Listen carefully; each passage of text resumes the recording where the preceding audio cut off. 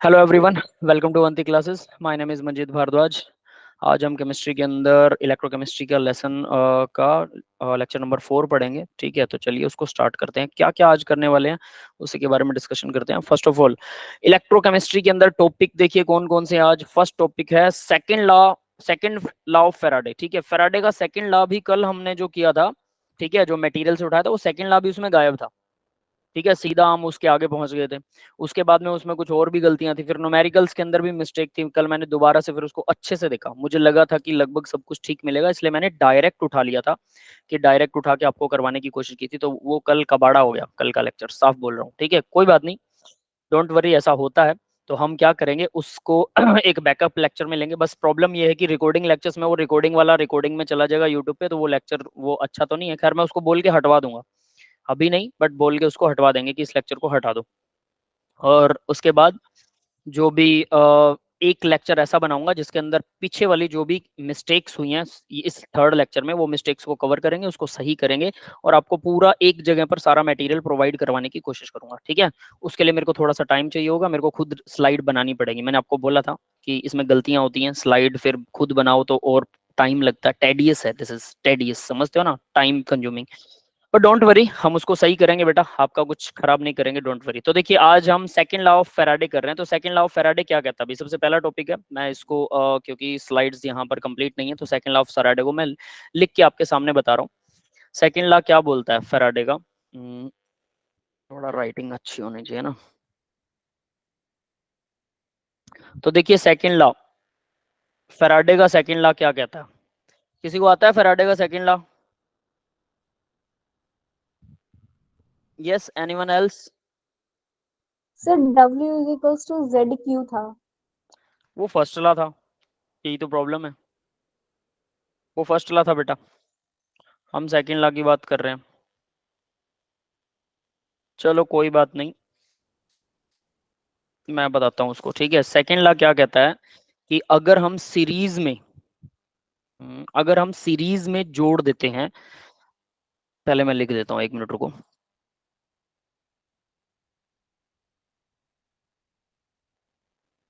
Faraday's law, ठीक है, law of Faraday, ठीक है, second law.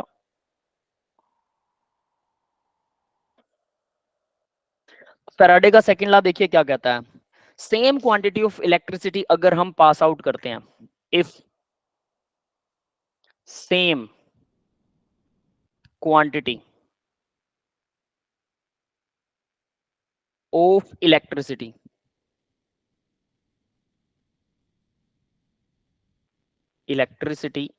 Is passed,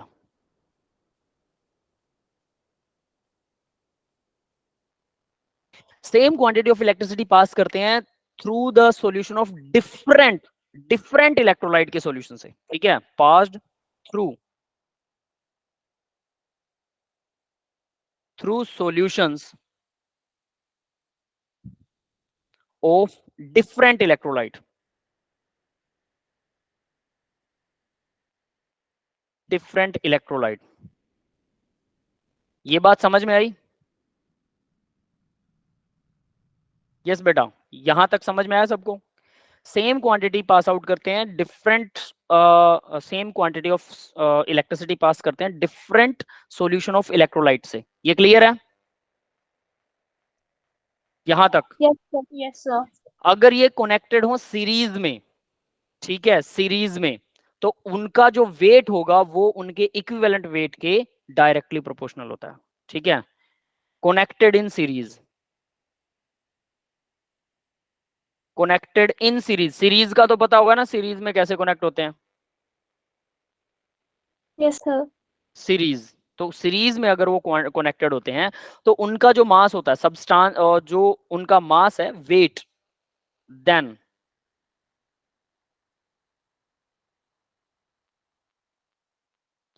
weights जो डिपॉजिट हुआ है, weights deposited,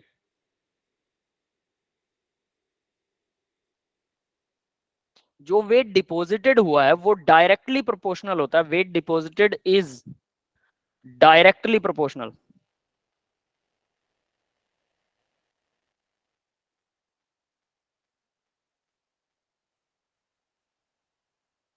weight deposited is directly proportional to their equivalent weight.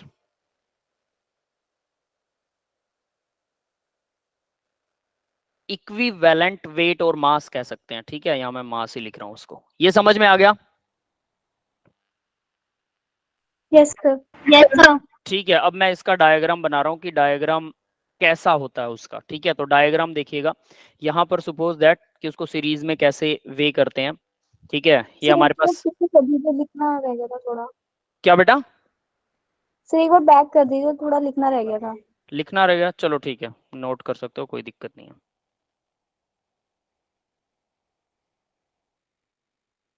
Same quantity of electricity pass through the हो गया। Solution of different, ठीक है, कनेक्टेड इन सीरीज। तो अब देखो क्या होता है, इसके साथ साथ ये डायग्राम भी बना लेना, ये इंपॉर्टेंट है। ठीक है, डायग्राम से आपको डायरेक्टली समझ में आएगा कि वो क्या कह रहा है।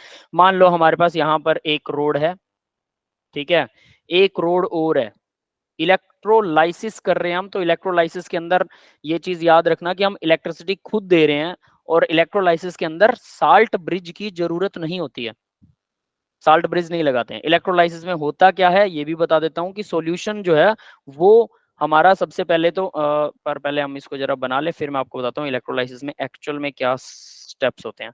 यहाँ पर भी एक और है, इसकी भी मैं इलेक्ट्रोलाइसिस कर रहा हूँ। ठीक है, तो पहले इलेक्ट्रोलाइसिस समझा देता हूँ। देखिए क्या होगा, ये दोनों को आपस में मैंने जोड़ दिया, बीच में लगा दी बैटरी।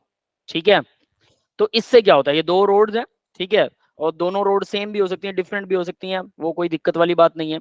तो होता क्या है एक एनोड होगा, एक कैथोड होगा। एनोड और कैथोड जो इलेक्ट्रॉन डोनेट करेगा, एक्सेप्ट करेगा, यहाँ पर इलेक्ट्रोलाइट होगा। मान लो ये कॉपर सल्फेट है, कॉपर 2 पॉजिटिव, SO4 2 नेगेटिव। तो कॉपर सल्फेट के अंदर साथ में वाटर भी तो है ना, क्योंकि वाटर में डिसोल्व है। तो वाटर क्या करेगा, हाइड्रोजन लिबरेट करेगा, H2 गैस। ठीक है, जैसा हमारा कल एक क्वेश्चन आया था ना, उसके अंदर हाइड्रोजन भी लिबरेट हो रही थी और प्लस ऑक्सीजन भी लिबरेट हो रही थी। हाइड्रोजन और ऑक्सीजन ये लिबरेट होंगे, और जो कॉपर है, कॉपर 2 पॉजिटिव जो है, वो कॉपर में कन्वर्ट हो जाएगा। ये समझ में आया? सॉल्यूशन में कॉपर 2 पॉजिटिव कॉपर के अंदर कन्वर्ट हो जाएगा, और ये कॉपर जो है किस रोड के पास जाएगा, जहां पर इलेक्ट्रॉन इसे मिल रहे होंगे। तो लेफ्ट टू राइट, लेफ्ट वाला इलेक्ट्रॉन डोनेट करता है, राइट वाला इलेक्ट्रॉन एक्सेप्ट करता है, तो राइट वाले के पास में चला जाएगा। ये समझ में आया? Yes sir. ठीक है, तो यस इसको सर। बोलते हैं इलेक्ट्रोलाइसिस। इलेक्ट्रोलाइसिस के अंदर दो स्टेप होते हैं। पहला जो हमारा इलेक्ट्रोलाइट होता है, जैसे कॉपर सल्फेट है, ये इलेक्ट्रोलाइट जो है इलेक्ट्रॉन गेन या एक्सेप्ट करेगा, पहला स्टेप। ठीक है, तो इसने गेन कर लिया, डोनेट कर दिए, मान लीजिए इसने गेन किए, इसने डोनेट किए, ये पहला स्टेप हो गया। उसके बाद में जो बना, यहां पर मान लो कॉपर बना, कॉपर की जगह अगर मैं ये लगाता कि हमारे पास एक सॉल्यूशन है Na पॉजिटिव का, सोचो जरा, Na पॉजिटिव का सॉल्यूशन है, उसने एक इलेक्ट्रॉन गेन कर लिया, तो वो बन गया Na, वो सोडियम बन गया। अब सोडियम को मिलता है पानी, तो अगर सोडियम पानी के साथ में रिएक्ट करके, ये होता है प्राइमरी चेंज, जब वो इलेक्ट्रॉन गेन करता है, that is called primary change. Primary change हो गया इलेक्ट्रोलाइट के अंदर, जब इलेक्ट्रोलाइसिस होती है। गैल्वेनिक और वोल्टिक सेल में हमें बिजली मिलती है, यहां मैं बिजली दे रहा हूं, यहां मैं इलेक्ट्रिसिटी दे रहा हूं, और जब इसको बोलते हैं इलेक्ट्रोलाइसिस। ठीक है, तो हमारा इलेक्ट्रोलाइट जो है उसकी कंपोजिशन चेंज हो जाती है, इलेक्ट्रोलाइट की कंपोजिशन चेंज हो जाती है। ये बात सबको समझ में आ गई यहां तक? Yes sir. ठीक है, तो इलेक्ट्रोलाइट की कंपोजिशन चेंज हो जाती है जब हम इलेक्ट्रोलाइसिस करते हैं, और उसके बाद में क्या होता है, पहला काम होता है प्राइमरी चेंज, जब वो इलेक्ट्रॉन गेन करेगा छोड़ेगा, ये बन गया प्राइमरी चेंज। ठीक है, जैसे सोडियम है, वो बाद में वाटर के साथ रिएक्शन करके कुछ और बना सकता है, NaOH बना दे, ये हो गया secondary change. Secondary change, secondary के बाद वो टर्शरी, क्वाटनरी, कितने भी चेंजेस में जा सकता है, मैनी अदर रिएक्शंस भी कर सकता है। क्योंकि अगर यहाँ NaOH बन रहा है और मान लो आपने HCl डाल रखा है, तो NaOH HCl के साथ रिएक्शन कर लेगा, और यहाँ पर क्या बना देगा, Na पॉजिटिव और Cl नेगेटिव, फिर से NaCl का सॉल्यूशन बन जाएगा। तो प्राइमरी सेकेंडरी चेंज कर सकता है। या फिर मान लो यहाँ क्लोरीन होता, Cl नेगेटिव, Cl नेगेटिव क्या करेगा, इलेक्ट्रॉन डोनेट कर देगा, इसने एक इलेक्ट्रॉन डोनेट कर दिया नेगेटिव ने, तो Cl बन गया, प्लस 1 इलेक्ट्रॉन डोनेट कर दिया। अब ये जो Cl है, ये है प्राइमरी चेंज, कि हमारा इलेक्ट्रोलाइट तो था Cl नेगेटिव, बट वो बन गया Cl में, उसने एक इलेक्ट्रॉन डोनेट कर दिया। प्राइमरी चेंज, पहला चेंज, जब उसने इलेक्ट्रॉन गेन किया या लूज किया। अब ये जो क्लोरीन है, ये अकेला नहीं रह सकता, है ना, दो क्लोरीन आपस में मिलकर क्या करेंगे, दोनों अपना अपना इलेक्ट्रॉन शेयर कर लेंगे, Cl2 का मॉलिक्यूल बना देंगे। ये समझ में आया? Yes sir. तो Cl2 का जो मॉलिक्यूल है, ये हो गया सेकेंडरी चेंज। अब हो सकता है क्लोरीन गैस किसी और मटेरियल के साथ रिएक्शन कर ले, तो टर्शरी क्वाटरनरी कितने भी चेंज हो सकते हैं, दैट इज कॉल्ड इलेक्ट्रोलाइसिस। समझ में आ गया भाई इलेक्ट्रोलाइसिस क्या होती है? ठीक है, यहां तक क्लियर है बेटा? Yes sir. ठीक है, अब ये तो है इलेक्ट्रोलाइसिस की, अगर ये आपस में ऐसे हो, ये आपस में ऐसे हो, ये इलेक्ट्रोलाइसिस है। लेकिन वो क्या कह रहा है कि यहां हमने क्या किया कि उसको आपस में जोड़ने की बजाय उसको सीरीज में जोड़ दिया, इसको हमने डायरेक्टली यहां इससे जोड़ दिया, ठीक है, और फिर इसको यहां इससे जोड़ दिया, तो आपस में कनेक्ट तो हो गए। यहां से इलेक्ट्रिसिटी जा रही है, सॉल्यूशन के थ्रू आ रही है, और वापस इधर से इधर आ रही है। पहले क्या हो रहा था, अब देखो, पहले अगर ये दोनों आपस में जुड़े थे तो इलेक्ट्रिसिटी इधर से आएगी और इधर से वापस चली जाएगी, हमारा सॉल्वेंट जो इलेक्ट्रोलाइट है वो चेंज हो जाएगा। अब क्या किया, हो वही रहा है, लेकिन आपस में दो सॉल्यूशंस को एक दूसरे के साथ जोड़ दिया। ये समझ में आ गया बेटा? अब यहां मान लीजिए, है ना, ठीक है, अब तो यहां पर मान लीजिए कि ये जो इलेक्ट्रोलाइट है, यहां हमने डाल रखा है AgNO3, AgNO3, और इस तरफ जो इलेक्ट्रोलाइट है, ठीक है, और याद रखना जब भी ये डायग्राम बनाओ तो हमारी रोड जो है वो डिप होनी चाहिए सॉल्यूशन में। आप रोड को अगर ऊपर निकाल दोगे तो फिर रिएक्शन नहीं होने वाली। ये मान लो ये कॉपर सल्फेट है, ठीक है, कॉपर सल्फेट CuSO4, और एनोड कैथोड, देखो इलेक्ट्रोलाइसिस के अंदर एनोड कैथोड दोनों कार्बन के हो सकते हैं, किसी और मटेरियल के हो सकते हैं, कॉपर के भी हो सकता है, Ag का भी हो सकता है, कुछ भी हो सकता है, ठीक है, बट इनमें कम से कम एक हमें कॉपर और एक Ag बनाना पड़ेगा। तो मान लो कि ये है Ag, ये है Ag, ठीक है, सिल्वर की रोड, और ये है कॉपर, इधर वाला कॉपर, ठीक है, ये Ag और कॉपर की रोड्स हैं सपोज। क्लियर है, ये बात समझ में आ गई? Yes sir. अब देखिए होगा क्या, हम बीच में लगाएंगे इसके बैटरी, तो बैटरी यहां पर ये पॉजिटिव है, ठीक है, तो बैटरी का पॉजिटिव एंड छोटा होता है बड़ा होता है? बड़ा होता है मेरे हिसाब से, है ना? सबको पता है भाई, बैटरी का पॉजिटिव एंड बड़ा होता है, ये जो बनाते हैं बैटरी। यस और नोट, मेरे को थोड़ा कंफर्म करो, कल हमने जो किया था ना उसमें पॉजिटिव एंड भी गलत दिखा रखा था, ये नेगेटिव है, ठीक है, उसके बाद यहां पर फिर से पॉजिटिव आएगा, ये फिर से नेगेटिव आएगा। ये इतना इतना क्लियर हुआ सबको, क्या है ये सिस्टम? Yes sir. ठीक है, अब ये था वो जो हमारे पिछले लॉ से रिलेट करता है, same quantity of electricity is passed. Obvious है, इसमें इलेक्ट्रिसिटी जो पास करेंगे ये दोनों सॉल्यूशंस में सेम ही जा रही है ना? क्लियर है?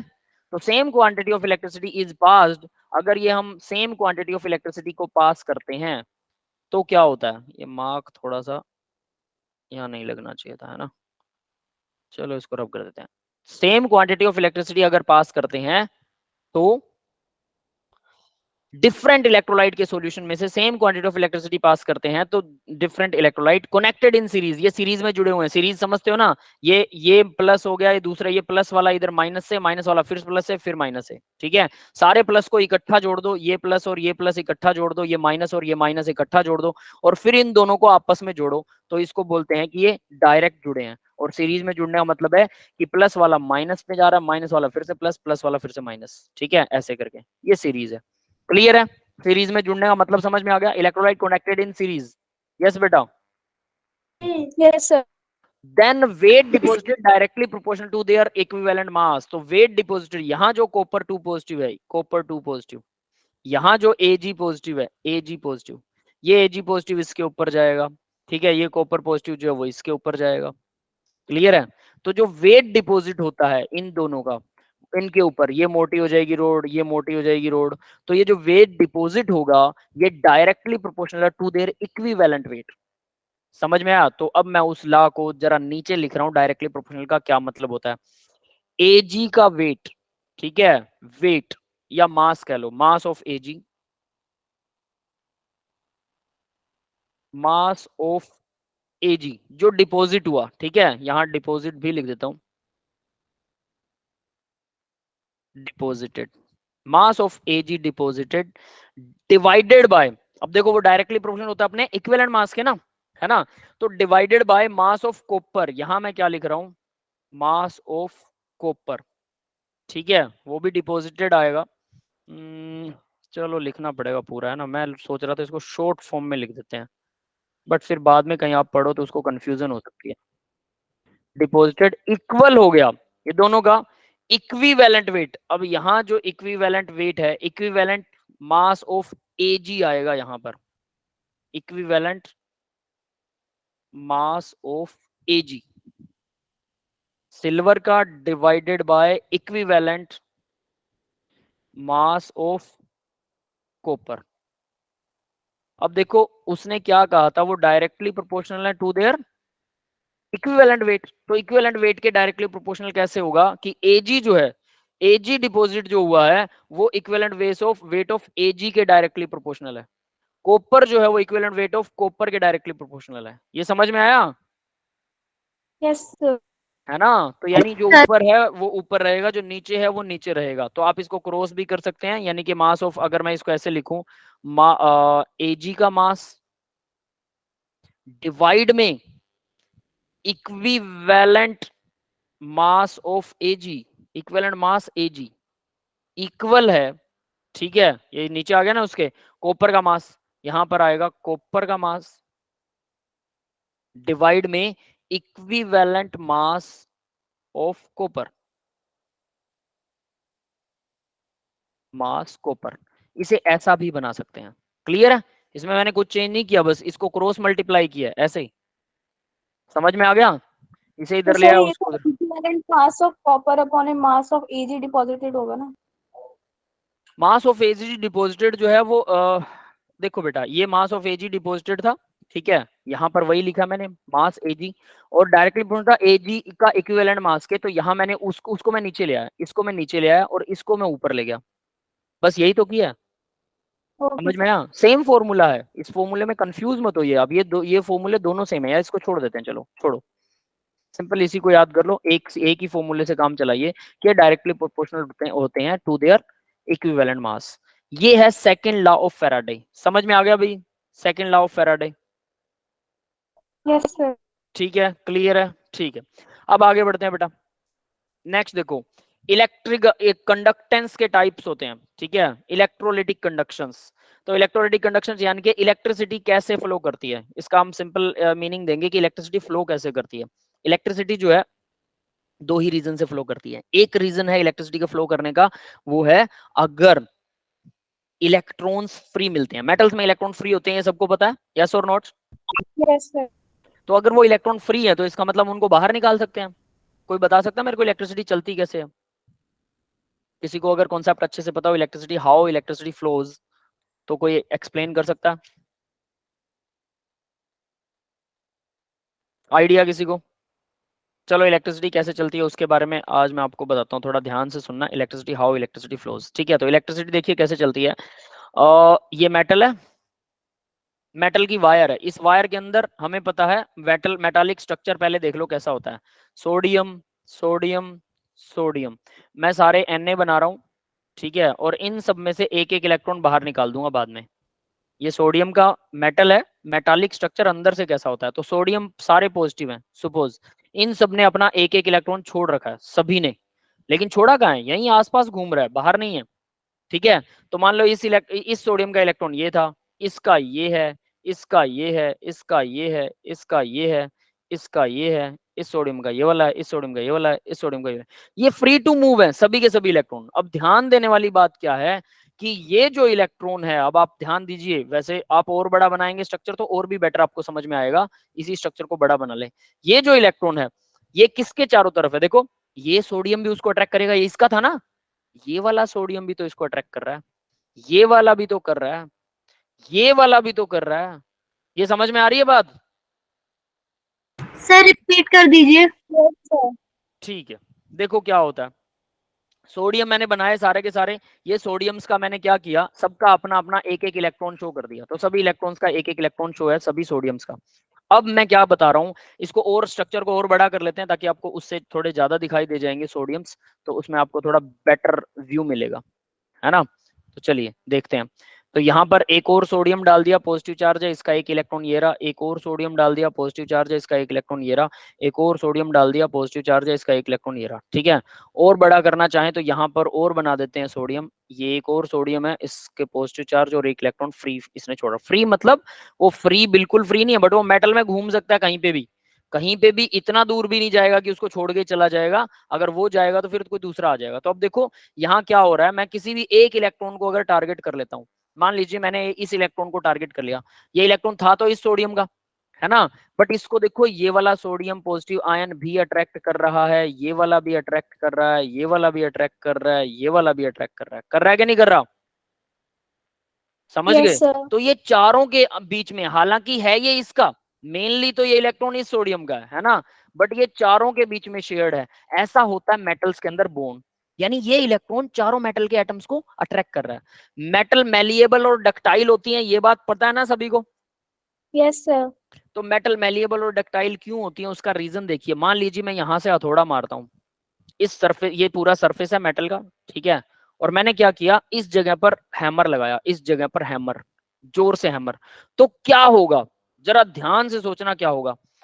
ये हैमर लगाने से ये वाला सोडियम, सपोज यहां से ये सोडियम निकल गया, ये नीचे आ गया, ये नीचे वाला आ गया, और नीचे वाला उससे नीचे, यानी कि लास्ट में एक सोडियम यहां पर आ गया। ये समझ में आया? ऊपर वाला सोडियम नीचे आ गया, यस और नॉट? Yes sir.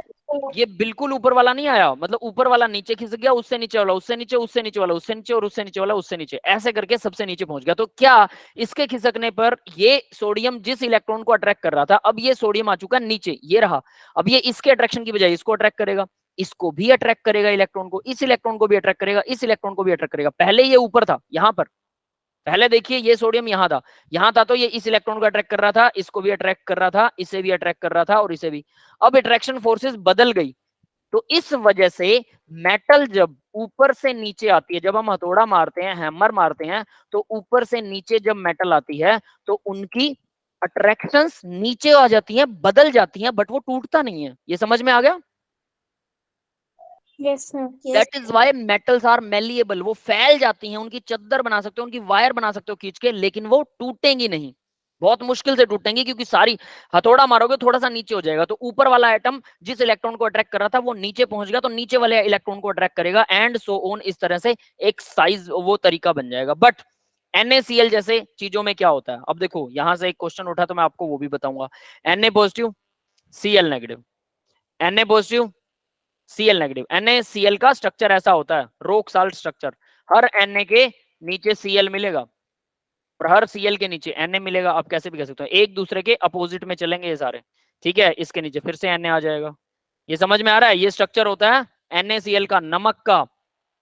क्लियर है भाई? आयनिक सॉलिड्स का, आयनिक सॉलिड ऐसे होते हैं। ये बात सबको समझ में आ गई, आयनिक सॉलिड कैसे होते हैं? Yes sir. अब आयनिक सॉलिड में अगर आपने यहां हथौड़ा मारा, सोचिए यहां पर आप हैमर चलाते हैं, तो क्या होगा, ये क्लोरीन जो है नीचे खिसक जाएगा, यस और नॉट? और ये सोडियम उससे नीचे, और ये क्लोरीन सबसे नीचे, तो ये क्लोरीन आ गया यहाँ, ये वाला क्लोरीन यहाँ आ गया। तो होता क्या है, अब मुझे इसे जरा ध्यान से फिर से चेंज करना होगा, ध्यान से देखना मैं क्या चेंज कर रहा हूँ। ये क्लोरीन यहां से चला गया, चला गया, और ये क्लोरीन कहाँ आएगा, इस सोडियम की जगह पर आ गया, तो ये क्लोरीन यहाँ पर आ गया, यहाँ पर बन गया क्लोरीन, और सोडियम इससे नीचे चला गया, ये क्लोरीन नेगेटिव है, ध्यान से देखना इसको, और सोडियम क्या है, वो इससे नीचे यहाँ आ जाएगा, ठीक है। तो सोडियम जो ऊपर था वो यहाँ आ गया, सोडियम पॉजिटिव, और उसके नीचे जो क्लोरीन थी वो यहाँ आ गई। ये क्लियर है? ये तीनों को उठा के हैमर मारा मैंने, तो ये तीनों नीचे आ गए। क्लियर है? ये समझ में आया? Yes sir. तो अब ध्यान देना क्या हो रहा है, क्लोरीन के सामने क्लोरीन, सोडियम के सामने sodium, same charges repel each other, yes और नॉट? Yes sir. अब ये पड़क से, जैसे ब्रिटल, जैसे शीशा टूटता है ना, हथौड़ा मारा शीशे की तरह टूट जाएगा। अगर आपने एक बॉन्ड भी क्रैक कर दिया, इतनी एनर्जी से मार रहे हो हथौड़ा, हैमर इतनी एनर्जी से मारा कि एक बॉन्ड टूट गया, एक बॉन्ड नीचे खिसक गया, क्लोरीन नीचे खिसक गया, तो क्लोरीन के सामने क्लोरीन, सोडियम के सामने सोडियम, और दूसरे क्लोरीन के सामने क्लोरीन, और सोडियम के सामने सोडियम आ जाएगा, और वो पड़क से टूट जाएगा जैसे शीशा टूटता है। That is why these are brittle in nature. Brittle समझते हो ना, भंगुर, जो पड़क से शीशे की तरह टुकड़े टुकड़े हो जाते हैं। लेकिन मेटल्स में क्या होता है, मेटल की अट्रैक्शन दूसरे एटम से, दूसरे इलेक्ट्रॉन से हो जाती है, इस वजह से मेटल हथौड़ा लगाने पर टूटेगा नहीं, फैलता रहेगा, फैलता रहेगा, उसकी लेयर दर लेयर बदलती रहेंगी, बहुत मुश्किल से, जब वो बहुत पतला हो जाएगा तब जाके लास्ट में टूटेगा हैमर से। क्लियर है? Yes sir. लेकिन नमक पर एक हथौड़ा मारोगे, और इतना हथौड़ा मार दिया कि उसकी एक लेयर में भी अगर थोड़ा सा नीचे ऊपर हिल गई लेयर, तो फिर वो एकदम से सारा का सारा क्रैक आ जाएगा, एकदम से टूट जाएगा। उसकी वजह ये है। ये समझ में आ गया भाई सभी को ना? Yes sir. Yes sir. That is why जो नमक होता है यूं कह सकते हैं कि वो ब्रिटल होता है, वो ब्रिटल का रीजन ये है। तो अब आपको ये समझ में आ गया कि मेटल्स में इलेक्ट्रॉन जो है, देखो ये इसका इलेक्ट्रॉन था, बट ये इलेक्ट्रॉन अट्रैक्ट तो सब तरफ से रहा, और ये ऊपर और नीचे, ऊपर भी इसके एक सोडियम है, एक नीचे भी इसके सोडियम है, तो ये हर तरफ से सभी सोडियम से ये अट्रैक्टेड है। यस और नॉट, ये समझ में आ गया? Yes sir. Yes sir. But ये फ्री भी है थोड़ा सा, मतलब एक ही सोडियम ने इसको पकड़ नहीं रखा अच्छे से। तो देखो हम क्या मानते हैं कि यहां मान लो पॉजिटिव चार्ज है, छोटे छोटे पॉजिटिव चार्ज हैं, ठीक है, और पॉजिटिव चार्ज के बीच में ये सभी छोटे छोटे पॉजिटिव चार्ज हैं, पॉजिटिव चार्ज के बीच में जो मेटल के नेगेटिव इलेक्ट्रॉन्स हैं, वो नेगेटिव इलेक्ट्रॉन घूमते रहते हैं, ये नेगेटिव इलेक्ट्रॉन्स, ठीक है, ये नेगेटिव इलेक्ट्रॉन्स है, ऊपर नीचे हर तरफ से नेगेटिव इलेक्ट्रॉन्स हैं। ये समझ में आ रहा है?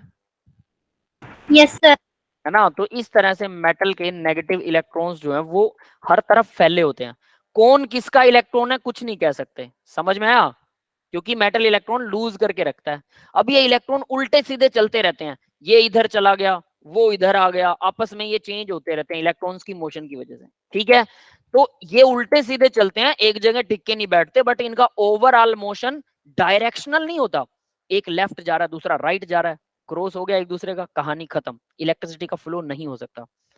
एक सिंगल डायरेक्शन में अगर इलेक्ट्रॉन चल रहे हैं, सिंगल डायरेक्शन में, तब इसका मतलब इलेक्ट्रिसिटी का फ्लो हो रहा है। ये बात समझ में आई इलेक्ट्रिसिटी कैसे चलती है? सर एक बार रिपीट कर दीजिए। देखिए ये इलेक्ट्रॉन्स क्या होते हैं, वायर के अंदर, वायर है आपके पास में, ये वायर है, इसके अंदर इलेक्ट्रॉन ये इधर जा रहा है, ये इलेक्ट्रॉन इधर आ रहा है, कोई भी इलेक्ट्रॉन किसी भी डायरेक्शन में जा रहा है, उनकी कोई डायरेक्शन ही नहीं है, इलेक्ट्रॉन्स ये इधर जा रहा है, एक और इलेक्ट्रॉन है वो इधर जा रहा है, ये नॉन डायरेक्शनल होते हैं, इलेक्ट्रॉन्स की मोशन नॉन डायरेक्शनल होती है, कोई इस तरफ है कोई उस तरफ है। ये समझ में आ गया? लेकिन जब हम यहाँ मान लो जनरेटर नाम की कोई चीज लगा देते हैं, कोई मशीन लगा देते हैं, जिससे सभी इलेक्ट्रॉन्स की डायरेक्शन एक ही डायरेक्शन हो जाए, सभी इलेक्ट्रॉन एक ही डायरेक्शन में चलना शुरू कर दें, तो ये सारे एक ही डायरेक्शन में चलेंगे। समझ में आया? और अगर ऐसा हो गया मतलब फ्लो ऑफ इलेक्ट्रिसिटी शुरू हो गया। यस, क्लियर है? Yes yes sir. ठीक है। तो अब बात आती है कि अगर इलेक्ट्रॉन एक डायरेक्शन में चल रहे हैं, ये बड़ा सारा वायर है और इसमें से इलेक्ट्रॉन तो बाहर निकल जाएंगे, यहां हमने बैटरी लगा रखी है पॉजिटिव पॉजिटिव नेगेटिव की, suppose that positive negative positive negative positive negative, ठीक है। तो ये पॉजिटिव एंड है, ये नेगेटिव एंड है, इसको मैंने यहां से जोड़ दिया, उल्टा करना पड़ेगा, ठीक है, यहाँ पॉजिटिव और ये नेगेटिव, ठीक है। तो ये एंड आ गया नेगेटिव, ये आ गया पॉजिटिव, तो इसको मैंने यहां से जोड़ दिया, ये तो इलेक्ट्रॉन को खींचेगा अपनी तरफ, ये इलेक्ट्रॉन को इधर से डोनेट करेगा। तो ओवरऑल देखो दो वायर होती है ना, एक ये वायर है एक ये वायर है, दो वायर्स हैं, तो एक वायर से इलेक्ट्रॉन इधर से जा रहा है, दूसरी से वापिस आ रहा है। आप ऐसा नहीं कर सकते कि इलेक्ट्रॉन को वायर में से बाहर निकाल दो और इलेक्ट्रॉन से वायर होगी खाली, मेटल में अगर इलेक्ट्रॉन नहीं रहे तो सिर्फ पॉजिटिव चार्ज बचेगा, और ऐसा नहीं होता है, यानी उसको पीछे से सप्लाई भी चाहिए। समझ में आ गया? Yes sir. अब बात आती है पीछे से सप्लाई चाहिए, तो सप्लाई जितनी ज्यादा धक्का, पीछे से जितना धक्का लग रहा होगा ना इलेक्ट्रॉन को, फोर्स लग रही होगी धक्का, उतना ही फोर्सफुली इलेक्ट्रिसिटी होती है, यानी यहां से जितना ज्यादा फोर्स से मैं इलेक्ट्रॉन को धक्का लगाऊंगा उतनी ही फोर्स इलेक्ट्रॉन आगे देगा। और इस फोर्स का मैं क्या करता हूं पता है हम क्या करते हैं आगे? तो ये जो फोर्स है, ये मान लीजिए वायर है, इस वायर के अंदर यहां मैंने लगा दिया एक बल्ब, ठीक है, ये बल्ब लगा दिया, इस बल्ब के अंदर, इस बल्ब के अंदर इलेक्ट्रॉन इस वायर से जा रहे हैं, दूसरी वायर से वापस आ रहे हैं। समझ में आ गया? और इनके इलेक्ट्रॉन का जो धक्का है ना, धक्का, फोर्स, पूरा जोर लगा रखा है इन्होंने, तो ये जो जोर है, इलेक्ट्रॉन चलता है वायर में बहुत स्लो चलता है, कितना? एक सेकंड में 0.2 mm ही चलता है, 0.2 mm, मिलीमीटर। एक सेंटीमीटर में कितने होते हैं भाई? 10 मिलीमीटर होते हैं। यस, क्लियर है ये सबको? Yes sir. अपना Yes, sir. स्केल देखा होगा 10th क्लास में, वो 15 सेंटीमीटर वाला इतना सा स्केल होता है, उसके अंदर 1 सेंटीमीटर, उसके अंदर 10 मिलीमीटर होते हैं, तो 0.2 मिलीमीटर चलता है इलेक्ट्रॉन एक सेकंड में। एक सेकंड में 0.2 बहुत स्लो है ये स्पीड, तो उस हिसाब से तो बटन दबाते ही बिजली का बल्ब कैसे ऑन हो जाता है, ये तो बहुत फास्ट है।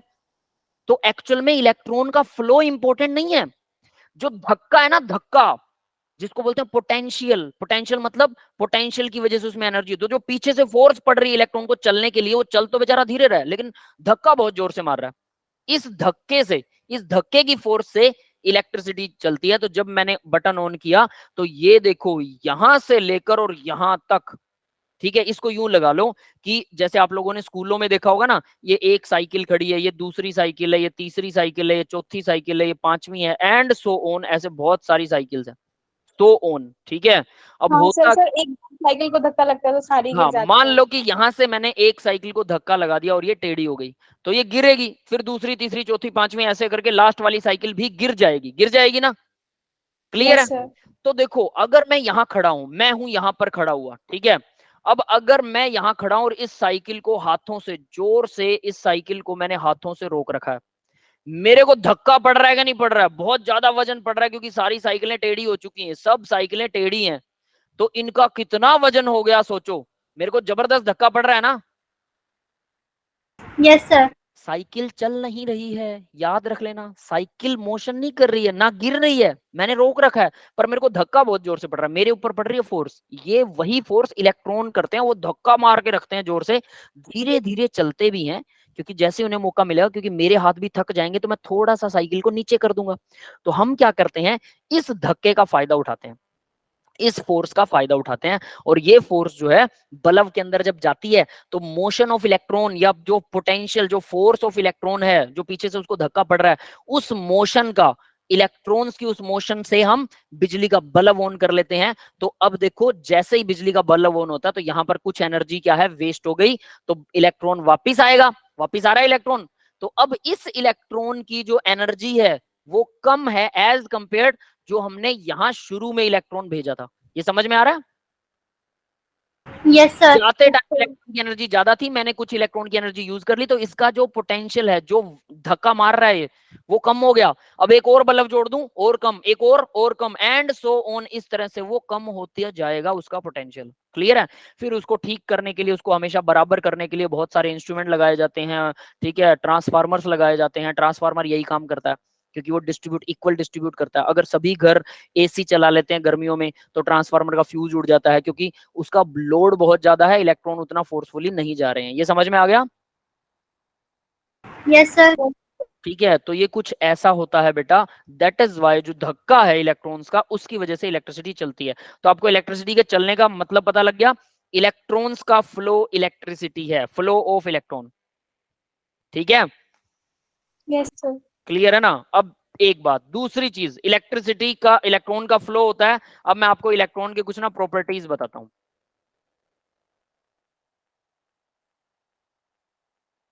तो देखिए इलेक्ट्रॉन्स की कुछ प्रॉपर्टीज होती हैं, वो कौन कौन सी प्रॉपर्टीज हैं? इलेक्ट्रॉन की वजह से ही इलेक्ट्रिसिटी चलती है, फ्लो ऑफ इलेक्ट्रिसिटी इलेक्ट्रॉन की वजह से होता है, ठीक है, यानी इलेक्ट्रिसिटी, इलेक्ट्रिसिटी जो है वो इलेक्ट्रॉन की वजह से चलती है, इलेक्ट्रॉन्स रिस्पॉन्सिबल है इलेक्ट्रिसिटी के लिए, ठीक है। मैग्नेटिज्म, मैग्नेटिज्म जो है वो भी इलेक्ट्रॉन की वजह से होता है, इलेक्ट्रॉन से रिस्पॉन्सिबल है। कलर, कलर के लिए भी इलेक्ट्रॉन्स ही रिस्पॉन्सिबल है। ये समझ में आ रहा है? Yes sir. Electricity, magnetism and colour, इनमें से ये सभी बातों के लिए इलेक्ट्रॉन ही रिस्पॉन्सिबल होता है। तो इलेक्ट्रिसिटी का फ्लो जो है वो इलेक्ट्रॉन्स के फ्लो की वजह से होता है। लेकिन इलेक्ट्रिसिटी एक और चीज है जिसकी वजह से चलती है, और वो क्या चीज है? फ्री आयंस, या तो फ्री इलेक्ट्रॉन होने चाहिए। अब मेटल में फ्री इलेक्ट्रॉन कैसे होते हैं ये आपको समझ में आ गया, वो फ्री होते हैं, थोड़ा बहुत मूव कर सकते हैं, एकदम फ्री नहीं होते हैं, और वायर में से इलेक्ट्रॉन बाहर नहीं निकल जाते हैं। अगर आप ये सोचो कि बटन दबा दिया, पंखा चल रहा है, तो इलेक्ट्रॉन निकल रहे हैं, तो एक दिन तो वायर खाली हो जाएगा, एक दिन क्या, वो तो 5 मिनट में खाली हो जाएगा, तो पीछे से उसे वापस भी मिल रहे हैं, अगर उसे इलेक्ट्रॉन वापस नहीं मिलेंगे तो काम हो जाएगा खराब, क्लियर है, समझ में आ? फिर यस वो सर। थोड़ी देरी इलेक्ट्रिसिटी चलेगी, अगर इलेक्ट्रॉन वापस नहीं मिलेंगे तो वो रुक जाएगी इलेक्ट्रिसिटी। तो इलेक्ट्रॉन्स को वापस देना भी जरूरी है वायर के अंदर। तो इलेक्ट्रिसिटी दो वजह से चलती है, एक फ्री इलेक्ट्रॉन और एक फ्री आयन। अब फ्री आयन किस कहाँ मिलते हैं?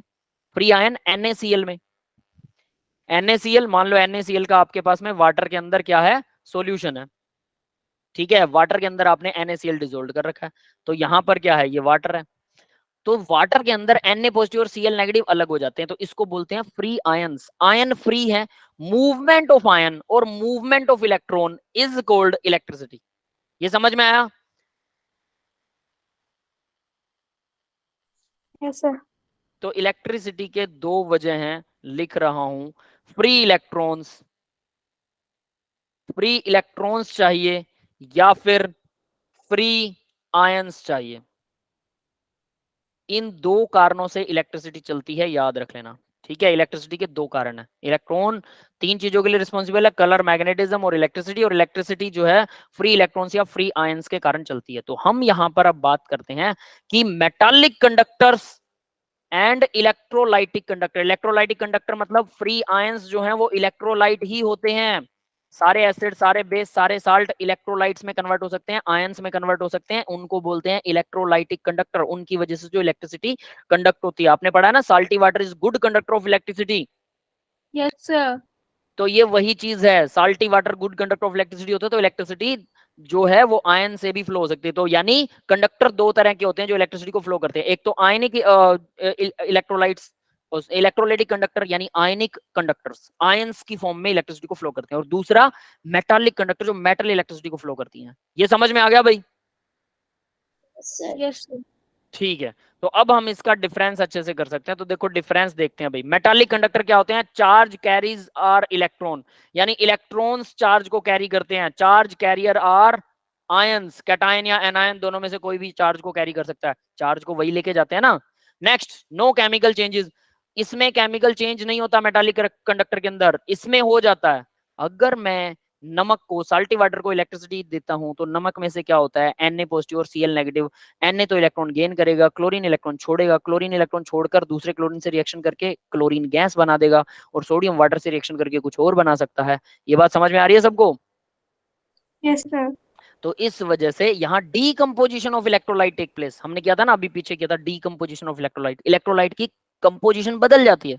हमने NaCl लिया, क्लोरीन बाहर निकल गई, इलेक्ट्रोलाइट सोडियम अलग हो गया, उसकी कंपोजिशन भी बदल गई। तो इसलिए decomposition of electrolyte take place, यानी कि रिएक्शन होती है, केमिकल रिएक्शन।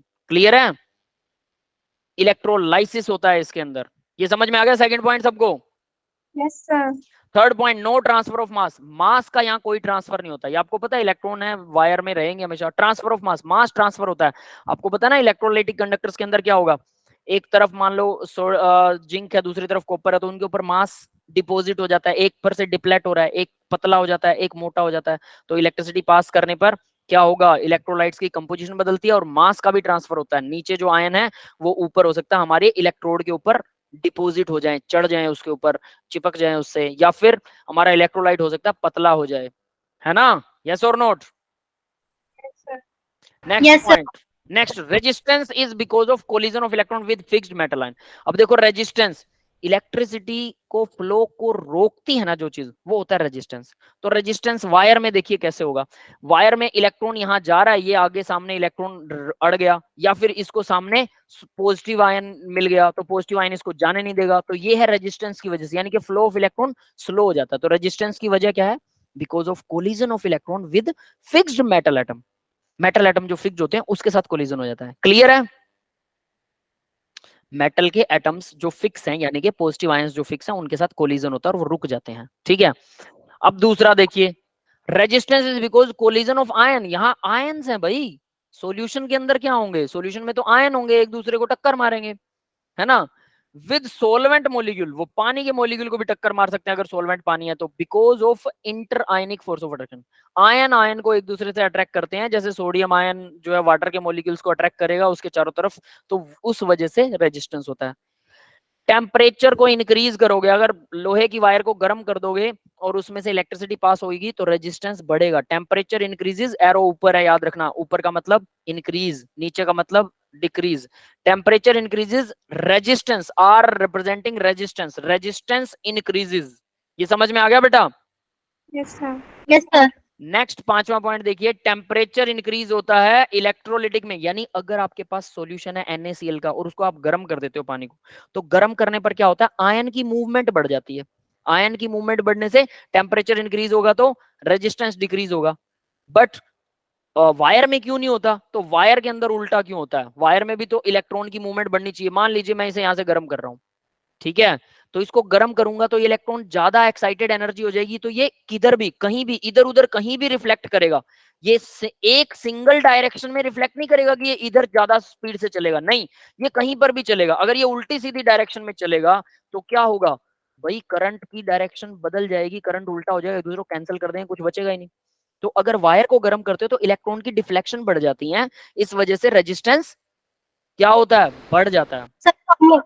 सर कम होगा ना? रेजिस्टेंस इंक्रीज हो जाएगा बेटा।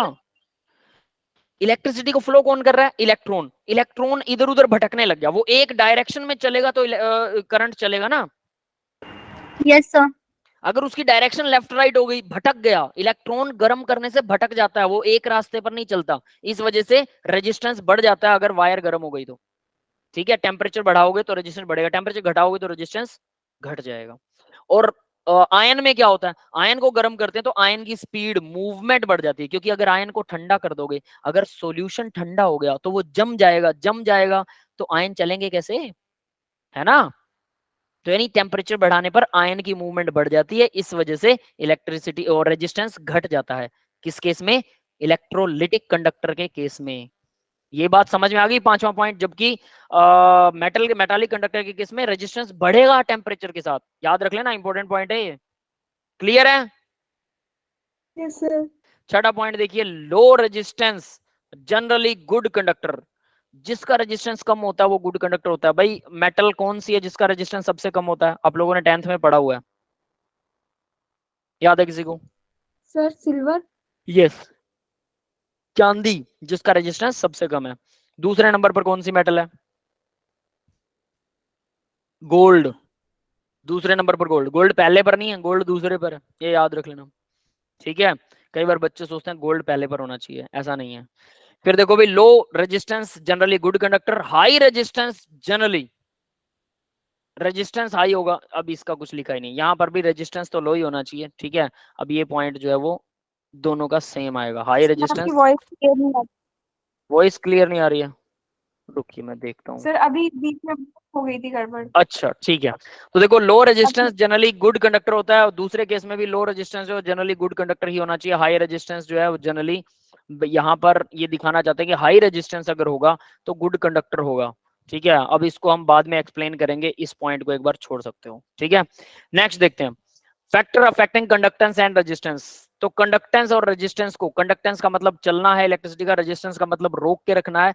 Solute solute interaction, interionic force of attraction, greater the force of attraction greater will be the resistance, force directly proportional to charge, resistance ज्यादा होगा अगर एक दूसरे को ये इलेक्ट्रॉन्स को अट्रैक्ट करेंगे तो। क्लियर है, ये बात समझ में आ गई? Yes sir. पहला point, greater the force of attraction greater will be the resistance. Force of attraction अगर ग्रेटर हुआ सोल्यूट और आयन के बीच में, तो सोलवेंट और आयन के बीच में। नेक्स्ट पॉइंट देखिए, तो ये फैक्टर्स हैं, solute solvent interaction, hydration solvation, यानी कि greater the solvation greater will be the, greater the solvation, solvation का मतलब घुल जाना, greater will be the resistance, resistance greater होगा। Solvation directly proportional to charge, charge directly proportional to size, size जो है size inversely proportional, size छोटा होगा charge बड़ा होगा तो सोल्वेशन ज्यादा होगा और उसकी वजह से रेजिस्टेंस ज्यादा होगा। जैसे कि यहाँ इन्होंने जो दिखा रखा है, लिथियम आयन हाइड्रेटेड लार्जेस्ट, इसका मतलब देखिए, लिथियम है, पॉजिटिव चार्ज है, छोटा सा एटम होता है, छोटा सा, इसके चारों तरफ वाटर जोड़ दिए मैंने। क्यों वाटर जुड़ेगा पता है? वाटर के ऊपर क्या होता है, slightly positive slightly negative charge, oxygen के ऊपर नेगेटिव चार्ज होता है, तो OH2, OH2, OH2, ऑक्सीजन की साइड से वाटर इसके साथ चिपक जाएगा। ये बात समझ में आ रही है भाई सबको? Yes sir. ठीक है, तो ऑक्सीजन की साइड से, यहाँ ऑक्सीजन की साइड से क्या हो रहा है, वाटर इसके ऊपर चिपक रहा है। अब क्या होता है, वाटर वाटर के साथ में भी तो चिपकता है, OH2, OH2, और इस तरह से OH2, क्योंकि देखो इसका साइज क्या है, OH2, यहाँ पर भी OH2 की साइड से ये चिपकेगा, OH2। तो इस तरह से वाटर जो है ऑक्सीजन की साइड से हमेशा चिपकता रहेगा, क्योंकि अब वो ऑक्सीजन के साथ हाइड्रोजन जुड़ रहा है। ठीक है, तो इस तरह से ये और बड़ा, फिर इसके पीछे और, इसके पीछे और, इसके पीछे और, ये समझ में आ गया? तो मान लो कि इस पॉजिटिव आयन की पहुंच यहां तक है, यहां तक ही अट्रैक्ट कर सकता है, तो यहां तक चारों तरफ से इसने क्या किया, इलेक्ट्रॉन्स को अपने साइड में अट्रैक्ट कर लिया, जिसकी वजह से क्या हुआ, इतना बड़ा मॉलिक्यूल बन गया है। यस और नॉट, ये समझ में आ गया? Yes sir. अब बात करते हैं सीजियम, 1 ही पॉजिटिव चार्ज है बट इसका खुद का साइज इतना बड़ा है, खुद का साइज इतना बड़ा है, तो इसके चारों तरफ जो OH2 जुड़ेगा, ठीक है, सोचो वो एक ही लेयर जुड़ेगी ना, उससे अगली लेयर तो नहीं जुड़ेगी। मान लेते हैं कि वो एक ही लेयर जुड़ रही है, हो सकता है एक से ज्यादा भी जुड़ती हो, बट लिथियम के मुकाबले तो कम जुड़ेंगे ना, क्योंकि लिथियम चार्ज में छोटा है और उसकी रेंज तो सीजियम के बराबर है, अट्रैक्ट करने की रेंज सीजियम के बराबर है। यस और नॉट,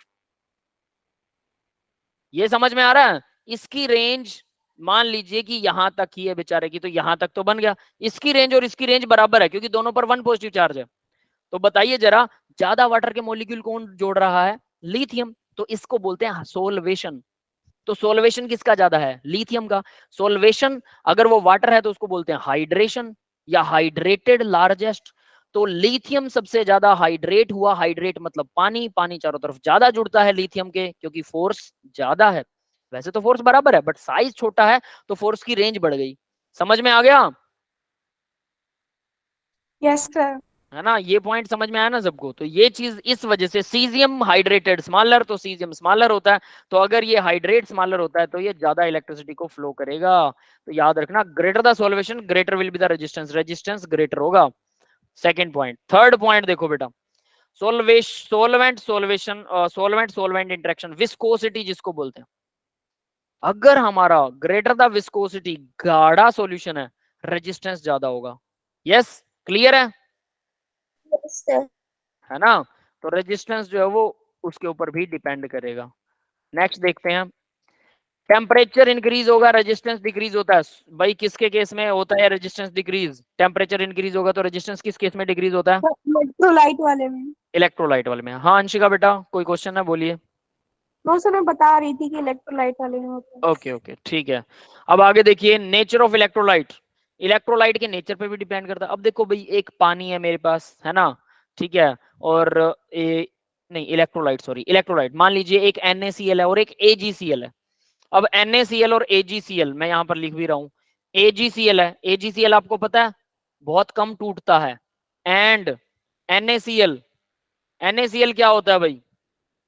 सारा का सारा पानी में आसानी से घुल जाता है, घुल जाता है ना। और AgCl क्या है? सेपरिंगली सोल्यूबल साल्ट है, सेपारिंगली। सेपरिंगली का मतलब हमने अभी कल या परसों वाले लेक्चर में डिस्कस किया था, वो बहुत कम घुलता है। मान लो आपने 10 ग्राम डाल दिया, 10 ग्राम में वो 1 ग्राम भी नहीं घुलेगा। 100 ग्राम में मान लो 1 ग्राम घुलता है, 100 ग्राम AgCl डालोगे तो 1 ग्राम पानी, 1 ग्राम AgCl पानी में घुल जाएगा। और NaCl 100 का 100 घुल जाएगा 1 लीटर में। तो क्लियर है? तो इलेक्ट्रोलाइट कोई अगर कोई ज्यादा घुल रहा है तो इलेक्ट्रिसिटी को ज्यादा कैरी करेगा, ज्यादा कैरी करेगा तो इलेक्ट्रिसिटी ज्यादा फ्लो करेगा। अगर कोई कम घुल रहा है तो इलेक्ट्रिसिटी को कम फ्लो करेगा। Weak electrolyte high resistance, strong electrolyte low resistance. तो वीक इलेक्ट्रोलाइट जो होगा रेजिस्टेंस ज्यादा होगा, स्ट्रॉन्ग इलेक्ट्रोलाइट जो होगा वो लो रेजिस्टेंस क्रिएट करेगा। यस, क्लियर है बेटा ये बात सबको? Yes sir. सर इसका मतलब NaCl का लो रेजिस्टेंस होगा और AgCl का हाई हाई रेजिस्टेंस रेजिस्टेंस होगा। वो इलेक्ट्रिसिटी को फ्लो नहीं करेगा, ठीक है। तो NaCl जो है वो स्ट्रॉन्ग इलेक्ट्रोलाइट है, स्ट्रॉन्ग इलेक्ट्रोलाइट जो पूरा घुल जाए, और वीक इलेक्ट्रोलाइट जो पूरा ना घुले। AgCl ये वाला है, ठीक है, समझ में आ ओके गया? Sir. That yes is sir. The point. तो ये कुछ पॉइंट्स थे इलेक्ट्रोलाइट, इलेक्ट्रोलाइटिक कंडक्शंस में, ठीक है, और इलेक्ट्रोलाइट्स के अंदर। तो ये यहां तक क्लियर है भाई सबको? ये आसान सी थ्योरी है और कुछ नहीं है, ठीक है। अब हम बात करते हैं, चलिए नेक्स्ट स्लाइड के ऊपर। अब बात करते हैं हम भाई, इलेक्ट्रिकल रेजिस्टेंस और कंडक्टेंस क्या होता है। तो आप लोगों ने ओम्स लॉ सुना हुआ है सबने? ओम्स लॉ क्या होता है? यस सर 10th में पढ़ा था। कौन सी क्लास में पढ़ा था? सर 10th में 10th में इलेक्ट्रिसिटी था, वाला ठीक है ठीक है। तो ओम्स लॉ मैं वही लिखने वाला हूँ। ओम्स लॉ क्या होता है? OHM, ठीक है। वैसे ये फिजिक्स का है ओम्स लॉ, हमारे यहाँ केमिस्ट्री में ओम्स लॉ यूज नहीं होगा, लेकिन भाई बुक्स में लिखा हुआ है, दिखाया भी हुआ है, और बहुत जगह पर दिखाया हुआ है, हर जगह पर, तो इसलिए मैं इसको मेंशन कर रहा हूँ, जबकि ये यूज नहीं होता। आई डोंट नो कि लिखा क्यों है फिर। तो आर रेजिस्टेंस जो है वो directly proportional to electricity volt होता है, ठीक है, डायरेक्टली प्रोपोर्शनल यानी कि इक्वल कह सकते हैं E/I, ठीक है। आई के अंदर एम्पियर होता है, करंट होता है, और ई क्या होती है, इलेक्ट्रिसिटी। ठीक है, तो यहाँ क्या बोलेंगे इसको, ई जो है उसको मेजर करते हैं भाई वोल्ट में। वोल्ट, कितने वोल्ट की इलेक्ट्रिसिटी फ्लो हो रही है, और आई होता है करंट, कितना करंट फ्लो हो रहा है, तो करंट को एम्पियर में मेजर करते हैं। ये याद है सबको? Yes sir. करंट एम्पियर के अंदर मेजर होता है। तो और इसको बोलते हैं आर जो होता है, इसको लिखते हैं ओम। ओम लिखते होते हैं, याद है? Yes sir. ओम। और इसका सिंबल कैसा होता है? इसका सिंबल भी आपको पता होगा, हेडफोन के जैसा सिंबल होता है। Yes sir. कुछ ऐसा सा है ना, आदमी गर्दन कह लो, हेडफोन कह लो, जो भी है। क्लियर है? मालूम नहीं हो। है ना? तो ये कुछ ऐसा सा है। तो ये होता है भाई ओम जो है वो V बाय ए कह सकते हैं, या फिर ई बाय आई कह सकते हैं। ये है पहला फॉर्मूला ओम्स लॉ का रेजिस्टेंस के लिए। ठीक है, बट हमें यहां से रेजिस्टेंस नहीं निकालना है, हम बोलेंगे, हम रेजिस्टेंस को किसी दूसरे फॉर्मूले से डिफाइन करने वाले हैं। ठीक है, तो रेजिस्टेंस देखिए क्या होता है। रेजिस्टेंस के से पहले कंडक्टेंस भी आएगा फिर उसके बाद। तो रेजिस्टेंस को मैं डिफाइन कर रहा हूं, रेजिस्टेंस,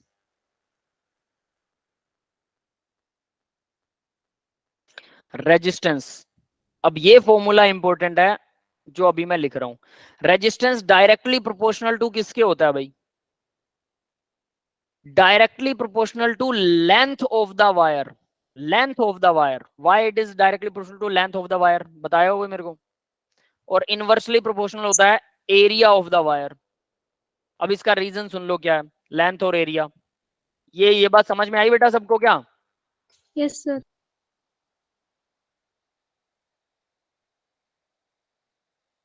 गड़बड़ हो रहा है क्या?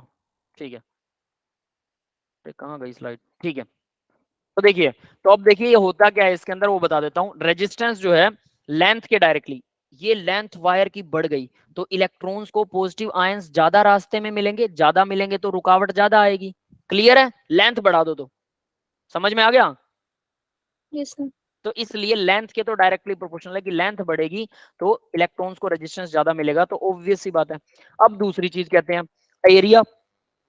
वायर की लेंथ, मान लो एक वायर की लेंथ आपके पास ये है, इतनी सी है, इतनी सी वायर आपके पास। एक और वायर है, ठीक है, जो इतनी बड़ी है, मतलब सेम साइज है बट मोटाई बढ़ा दी मैंने उसकी। ये दूसरी वायर है जिसकी मोटाई बढ़ गई।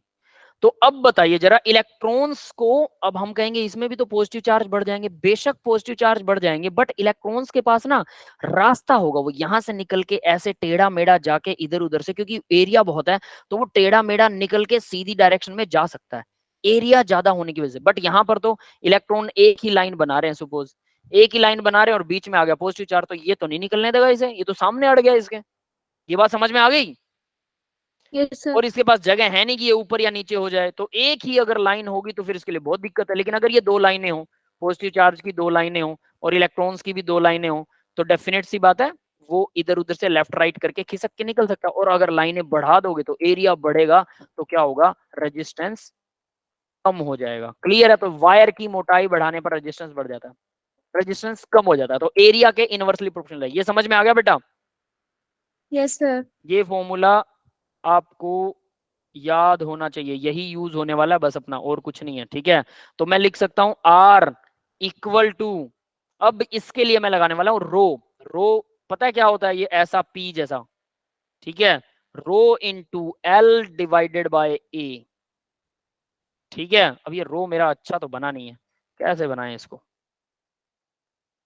गंदा सा पी होता है सर वैसे। जैसे जो बड़े बड़े अप्लायंसेस होते हैं उनके लिए मोटी वायर्स यूज होती हैं। हाँ, उसका रीजन यही है बेटा, जितनी ज्यादा मोटी वायर, इसका मतलब वो ज्यादा करंट ड्रॉ कर रहा है, ज्यादा करंट ड्रॉ करेगा तो उसको ज्यादा मोटी वायर चाहिए, क्योंकि पतली वायर में इलेक्ट्रॉन्स उतना फोर्सफुली नहीं जा पाएंगे, तो उनको मोटी वायर दी जाती है। ठीक है, जैसे एसी हो गया, ठीक है, या फिर कोई और आपने बड़े अप्लायंसेस देखे होंगे, उनके अंदर 3 प्लग पिन होता है और वो तीनों प्लग भी मोटे मोटे होते हैं, और एसी की वायर भी देखना वो भी बहुत मोटी मोटी होती है। Yes sir. ठीक है, तो वो चीज, और एक चीज और बता देता हूँ, कई जगह पर अगर वायर पतली है ना, कई बार हम देखते हैं कि यार इसमें वोल्टेज तो बहुत जा रहा है लेकिन वायर बहुत पतली पतली है। जैसे जनरली हमें देखने को मिलता है गाड़ियों में, गाड़ियों की हेडलाइट्स जो होती है उनकी वायर बहुत पतली पतली होती है, जो कंपनी से पीछे से आती हैं, उनके अंदर लगती है रिले। रिले नाम की एक चीज होती है जो इलेक्ट्रिक करंट को वहां तक पहुंचा देती है, मोटी वायर से आगे उसको आप पतली वायर में कन्वर्ट कर दो तो वो पतली वायर में कन्वर्ट हो जाता है। वो कुछ उनका कुछ फंक्शन होता है, वो फिजिक्स में आप डिटेल में पढ़ेंगे, ठीक है। मोटी वायर से पतली वायर में उसे कन्वर्ट कर दिया जाता है, और वो एक एक्चुअल में वो मोटी वायर ही होती है, मतलब इनडायरेक्टली मोटी वायर है वो पतली वायर में बाद में कन्वर्ट कर देते हैं। और दूसरी चीज, कंपनियों की जो वायर्स आती हैं उनकी भी क्वालिटी सुपीरियर होती है, ठीक है। वो ऐसा नहीं कि उनकी क्वालिटी घटिया लेवल की होती है, वो सुपीरियर क्वालिटी की वजह से वो वायर सही काम करती हैं, ठीक है। तो ये समझ में आ गया भाई यहाँ पे सबको, आर की वैल्यू ये तो क्लियर हो गया ना। अब आर क्या होता है? यस, सबको क्लियर है बेटा? Yes sir. अब देखो इतना आ गया ना, तो यूं समझ लो कि आपने सारा कर लिया। अब हम इस फॉर्मूले को घिसेंगे और इसको घिसते रहेंगे और इससे सारे फॉर्मूले बना लेंगे। तो देखो भाई, ये जो रो होता है, रो, इसको बोलते हैं स्पेसिफिक कंडक्टेंस, और सॉरी रेजिस्टेंस, ठीक है। अब इसका नाम ना थोड़ा सा, इसमें नाम है जो आपको शायद तकलीफ दे। स्पेसिफिक, स्पेसिफिक रेजिस्टेंस नाम है, रेजिस्टेंस, स्पेसिफिक रेजिस्टेंस, या फिर इसको बोलते हैं रेजिस्टिविटी। अब ये जो नाम है ना, रेजिस्टिविटी,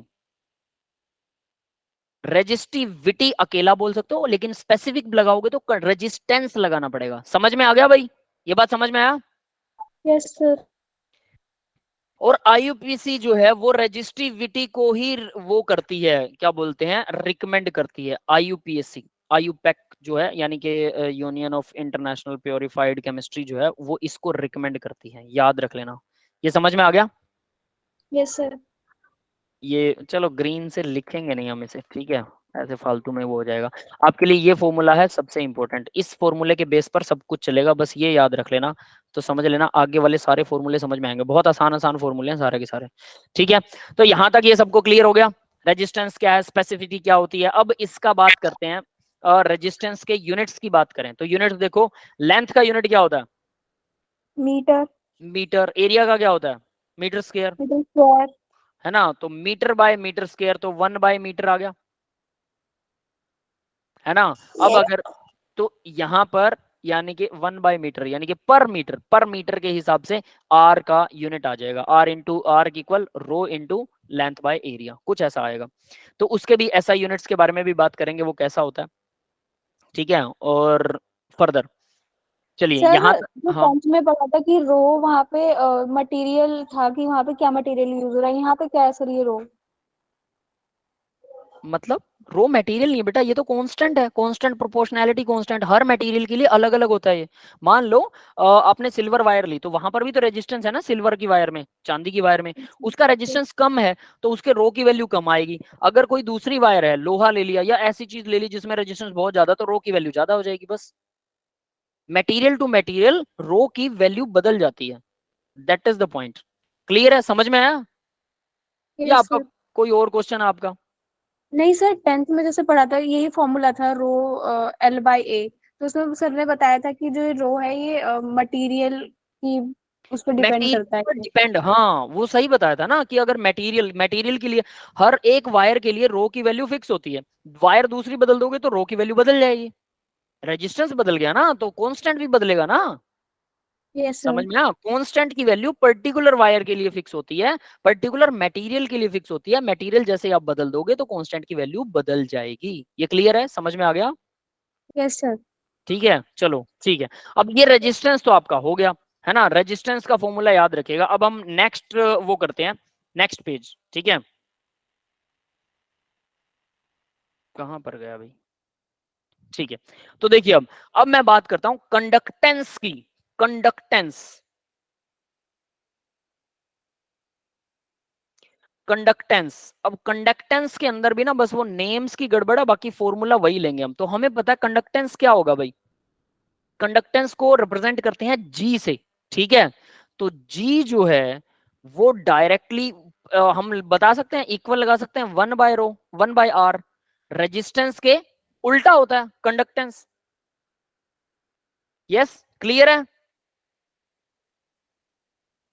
सर एक बार फिर से बताइएगा।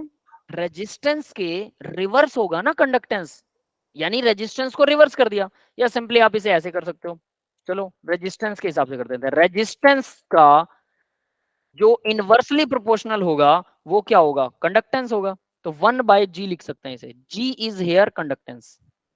समझ में आ गया? Yes sir. ठीक है, तो G जो है वो कंडक्टेंस है, रेजिस्टेंस का वो रेसिप्रोकल होता है। तो अब इसको सही करें हम, ठीक है, तो इसको क्या लिख सकते हैं, जरा ध्यान देना। G, R की वैल्यू भर दूं यहाँ पे, R की वैल्यू क्या थी बताओ जरा, R की वैल्यू क्या है, rho into L divided by A, ठीक है, इक्वल हो गया 1/G। तो मुझे तो G चाहिए है ना, 1/G नहीं, मुझे G चाहिए। तो मैं G को क्या करूं, लेफ्ट राइट ले आऊं। अब तो नीचे चलते हैं, देखो एक ही फॉर्मूले से सारे अपने आप बन जाएंगे, कुछ भी नहीं करना। इसको इस तरफ ले आता हूं, ठीक है, क्या आ जाएगा, A चला जाएगा ऊपर और नीचे क्या आ जाएगा, रो इंटू एल। यस, क्लियर है? तो हम इसको अब क्या लिखते हैं, G इक्वल, अब हम इसे लिखते हैं 1/रो मल्टीप्लाई में A/L लिख सकता हूं, कुछ नहीं किया मैंने, समझ रहे हो? अब 1/रो क्या था, रेजिस्टिविटी या फिर स्पेसिफिक रेजिस्टेंस, यही था ना 1/रो, और रो, ठीक है। लेकिन 1/रो क्या है, ये कंडक्टिविटी या स्पेसिफिक कंडक्टेंस है। और इसको अलग नाम दिया, बस ये है प्रॉब्लम, इसको नाम अलग दे दिया हमने, ठीक है। तो वो नाम क्या दिया हमने, G इक्वल, यहां मैं लगा दूंगा K, इसको K बोलते हैं, कापा। ये समझ में आया? 1/रो को कापा बोलते हैं। अब ये नाम बदल दिया, बाकी फॉर्मूला वही है, सेम टू सेम है, कुछ भी चेंज नहीं हुआ। That is called K। 1/रो को K बोलते हैं, जिसको बोलते हैं कंडक्टिविटी, स्पेसिफिक कंडक्टेंस या कंडक्टिविटी। क्लियर है, समझ में आया? ठीक है, तो हम यहां पर K को डिफाइन कर ले हैं, ठीक है। दैट इज K जो है वो इक्वल होता है स्पेसिफिक कंडक्टिविटी, स्पेसिफिक कंडक्टिविटी,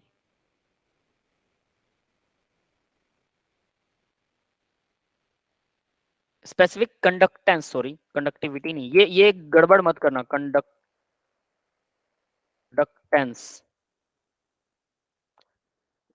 और कंडक्टिविटी बोल सकते हैं इसे, ठीक है।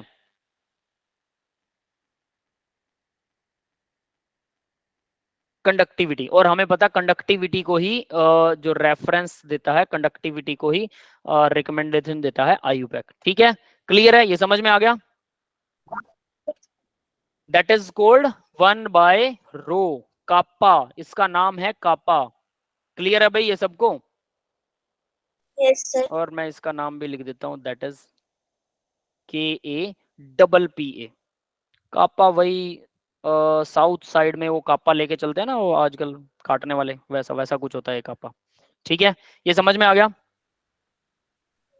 इतना क्लियर है? तो यहां से आपका कंडक्टेंस भी समझ लो आपका क्लियर हो गया, ठीक है। अब बात करते हैं, कंडक्टेंस हो चुका है, अब इससे नेक्स्ट स्लाइड की बात करते हैं। इससे नेक्स्ट स्लाइड के अंदर हम इनके ना यूनिट लिखने वाले हैं, रेजिस्टिविटी के यूनिट्स, कंडक्टिविटी के यूनिट्स। तो वो कौन कौन से यूनिट है, वो बहुत इंपॉर्टेंट है, याद रख लेना। रेजिस्टिविटी क्या था भाई, रो था। रो किसके इक्वल होता है, बताया कोई मेरे को, रो किसके इक्वल होता है? आर क्या है, आर इक्वल है rho into L by A, ठीक है। R into A by L. R multiply में ए डिवाइडेड बाय एल, ठीक है। क्लियर है, यही होगा?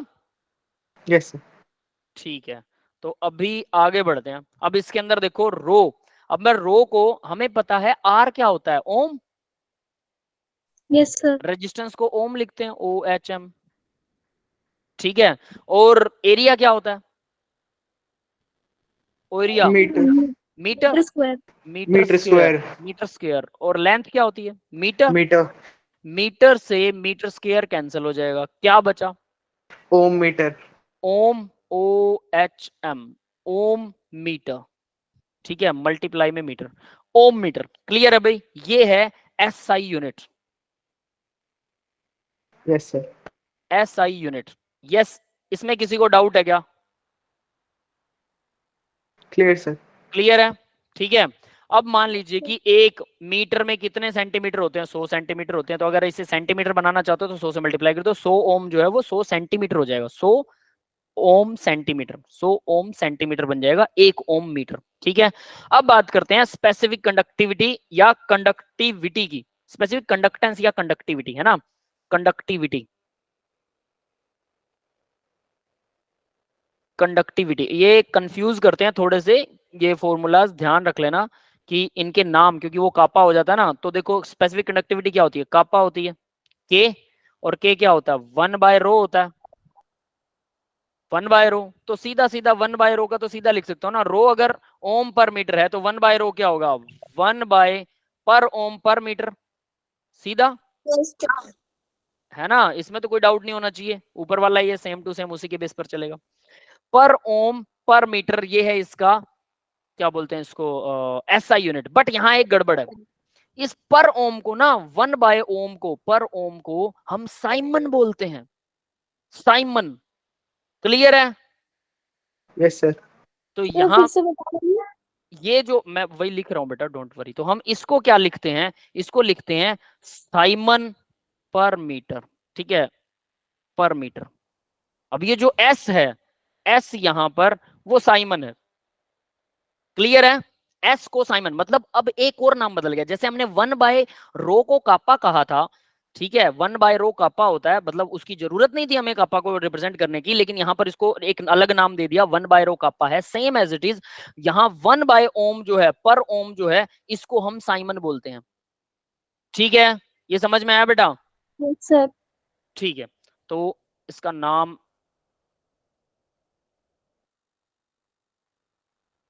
ठीक है, ये साइमन होता है। साइमन की स्पेलिंग मुझे पता नहीं अभी, साइमन की स्पेलिंग क्या होती है ठीक गलत वो आप चेक कर लेना, ठीक है। आगे बढ़ते हैं, ये यहां तक सबको समझ में आ गया, Yes, sir. Yes, sir. ठीक है। अब बात करते हैं इक्विवेलेंट कंडक्टिविटी, इक्वी और मोलर कंडक्टिविटी आती है एक, ठीक है, और इक्विवेलेंट कंडक्टिविटी आती है। मोलर कंडक्टिविटी और इक्विवेलेंट कंडक्टिविटी का भी एक फॉर्मूले हैं, और वो फॉर्मूले प्लस उनके यूनिट्स आपको पता होने चाहिए, ठीक है। तो देखिए अब इक्विवेलेंट कंडक्टिविटी की डेफिनेशन की बात करते हैं। इक्विवेलेंट कंडक्टिविटी, तो आपको अगर याद हो, कंडक्टिविटी इसका मतलब क्या होगा पता है, सिंपल करके भी बताऊंगा आपको, लेकिन आपको याद हो इक्विवेलेंट वेट कब यूज होता है भाई, इक्विवेलेंट वेट यूज होता है जब नॉर्मेलिटी निकाली जाती है, क्लियर है। Yes, sir. तो अगर Yes, sir. हाँ, अगर नॉर्मेलिटी निकाल रहे हो तो नॉर्मेलिटी का जो, जब नॉर्मेलिटी वाले सॉल्यूशन के अंदर हम इलेक्ट्रिसिटी को मेजर करते हैं, नॉर्मेलिटी वाले सॉल्यूशन में इलेक्ट्रिसिटी को मेजर किया जाता है। सिंपल करके बता रहा हूँ, इसकी बहुत लंबा चौड़ा डेफिनेशन है, बहुत लंबी चौड़ी इसकी कहानी है, और वो कंफ्यूज भी करती है। तो मैं आपको जो एक लाइन में डेफिनेशन दूंगा वो बोल देना, वो गलत हो ही नहीं सकती, गारंटी से बोल रहा हूँ, ठीक है। फिर भी कोई टीचर गलत कर दे तो वो एक अलग बात है, बाकी बोर्ड में लिखना पड़ता है इसे, वरना आपको लिखने की जरूरत नहीं होती है। और वो टीचर को देखते ही समझ में आएगा कि इस बच्चे ने सही किया, अगर उसको खुद को समझ होगी तो। अगर वो टीचर ने गड़बड़ कर रखी है, उसको नहीं आती है, तो फिर वो हो सकता है वो सोचे कि उल्टी सीधी होती है डेफिनेशन, तो वो उसको रॉन्ग भी कर सकता है, ठीक है। तो इक्विवेलेंट कंडक्टिविटी का मतलब वन नॉर्मल सॉल्यूशन के अंदर, one normal solution 1 metre cube area के अंदर, 1 मीटर क्यूब एरिया कौन सा होगा, वो वायर का या सॉल्यूशन का कह लो जो भी है, जब वो उसमें से जो इलेक्ट्रिसिटी प्रोड्यूस होती है और उस इलेक्ट्रिसिटी का जो कंडक्टिविटी यानी कापा आता है, उसके के की वैल्यू, उसके कांस्टेंट की वैल्यू को इक्विवेलेंट कंडक्टिविटी बोलते हैं। समझ में आ गया। वन नॉर्मेलिटी सॉल्यूशन, सीधी सी बात है, वन सॉल्यूशन वन नॉर्मेलिटी का सॉल्यूशन होता है, उसकी जो कंडक्टिविटी है वो होती है कापा। तो मैं सिंपल लिख दूं इसको यहां पर, वन नॉर्मेलिटी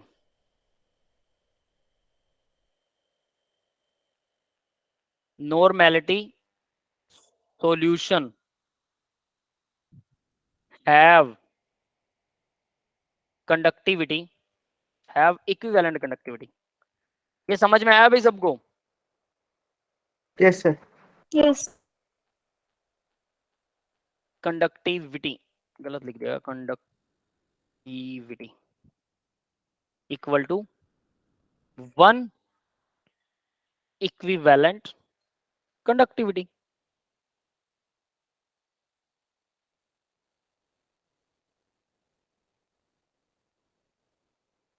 यस, समझ में आ गया। बस सीधा सीधा इक्विवेलेंट कंडक्टिविटी यही होती है। वन नॉर्मेलिटी का सॉल्यूशन वो वन इक्विवेलेंट कंडक्टिविटी को रिप्रेजेंट करेगा। समझ में आ गया इक्विवेलेंट कंडक्टिविटी क्या होती है? ठीक है, इसके अंदर एरिया ऑफ क्रॉस सेक्शन भी होता है, ये भी बता देता हूँ। एरिया ऑफ क्रॉस सेक्शन और बहुत सारी चीजें होती हैं, ठीक है, लेकिन एट लिस्ट उसको हम मैं यहाँ पर लिख नहीं रहा हूँ। Area of cross section 1 metre square होगा, उसका एरिया जो है वायर का या सॉल्यूशन का एरिया कह लो, वो जो भी होगा। ठीक है, क्लियर है? ये बात सबको समझ में आ गई यहाँ तक? अब आगे बात करते हैं, आगे बढ़ते हैं। तो देखो, इक्विवेलेंट कंडक्टिविटी के लिए सिंबल होता है इसका फॉर्मूला, इक्विवेलेंट कंडक्टिविटी। इसको हम ना लैम्डा इक्विवेलेंट बोलते हैं। लैम्डा वैसे सिंबल होता है, ये लैम्डा का सिंबल ये है, बट इसे भी लैम्डा बोला जाता है। That symbol is also called lambda. ठीक है,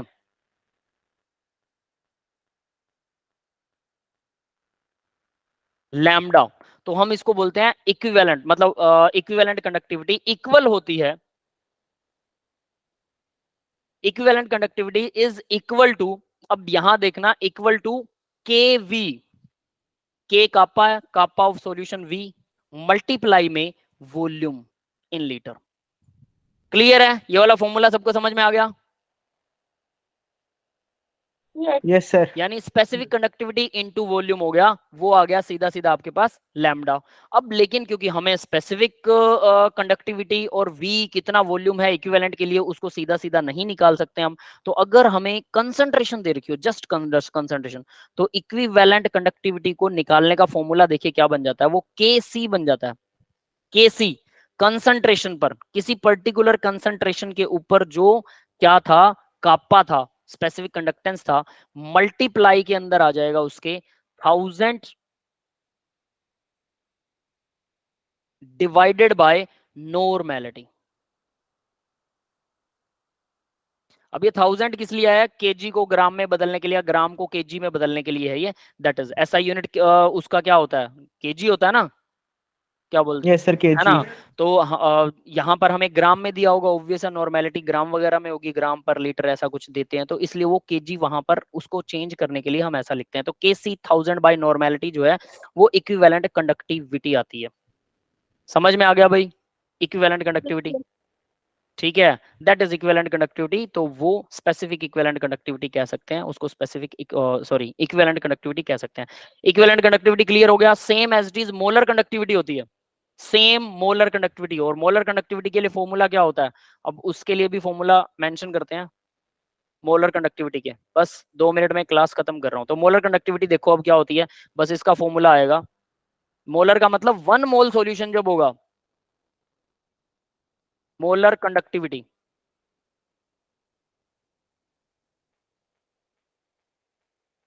इन फॉर्मूलों के बाद में हमारे पास रह जाएगा कोलराउल्स लॉ और लॉट्स ऑफ क्वेश्चंस। तो नेक्स्ट वीक जो है, देखो भाई, कल आप लोगों की शायद क्लास हो, रिवीजन क्लास, जो पिछले वाला लेसन था उसकी, मे बी हो सकता है अगली क्लास हो। ठीक है, तो कोलराउल्स लॉ बचेगा इसमें, या कुछ सेल बच जाएंगे, बाकी हमने फॉर्मूले वगैरह कर लिए हैं। पिछला लेक्चर मैंने बोला था उसमें कुछ मिस्टेक्स थी, वो जो हमने पीडीएफ यूज की थी, वो पीडीएफ के अंदर ही काफी सारी मिस्टेक्स थी। मैंने उसको फिर अच्छे से कल चेक किया, मैं बोला था ना इसमें कुछ गड़बड़ लग रही है मुझे।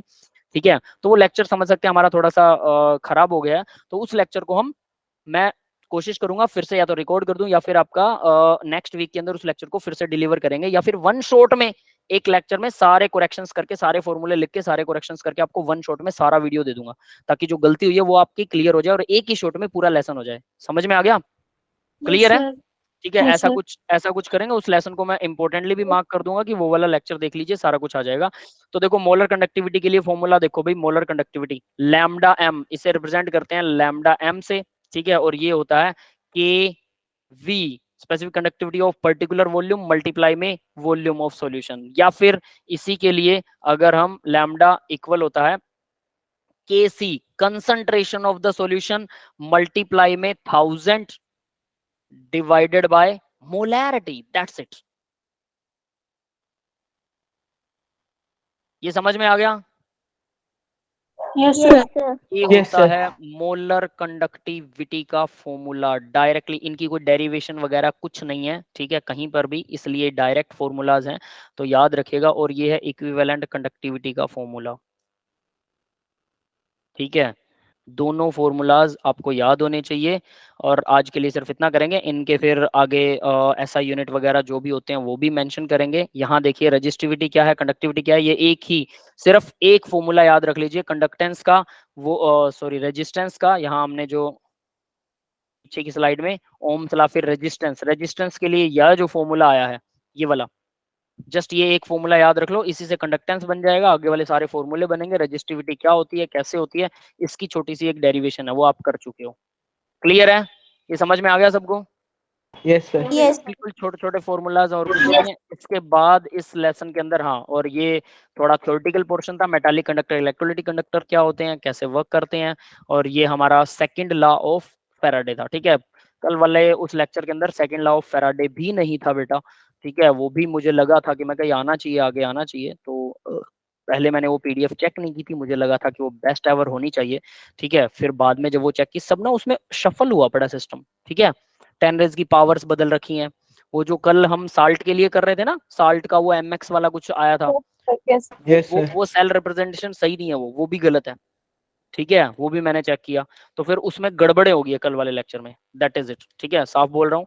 मुझे लगा था कि अगर लिखा होता, देखो मैं एक अपनी आदत बता देता हूँ आपको साफ साफ। ठीक है, मैं बुक्स में गलतियां निकालते टाइम खुद को गलत समझता हूँ, बुक में कभी गलती नहीं मानता मैं। 99% मैं मानता हूं कि जैसे कल आपका लाइव लेक्चर चल रहा था, ऑब्वियस सी बात है, तो 99% मैं ये एक्सेप्ट करता हूं कि बुक में सही लिखा होगा, अपनी तरफ से दिमाग नहीं चलाने का, और मैं चलाता भी नहीं हूं। लेकिन जब ठंडे दिमाग से मैं काम करता हूं, उसके बाद सारा कुछ सोचता हूं, देखता हूं, 2-3 बुक से रेफरेंस लेता हूं, उसके बाद में किसी गलती को मैं गलती मानता हूं। ऐसा नहीं कि मुझे कुछ याद है तो मैं डायरेक्ट ही बोल दूं कि ये गलत है।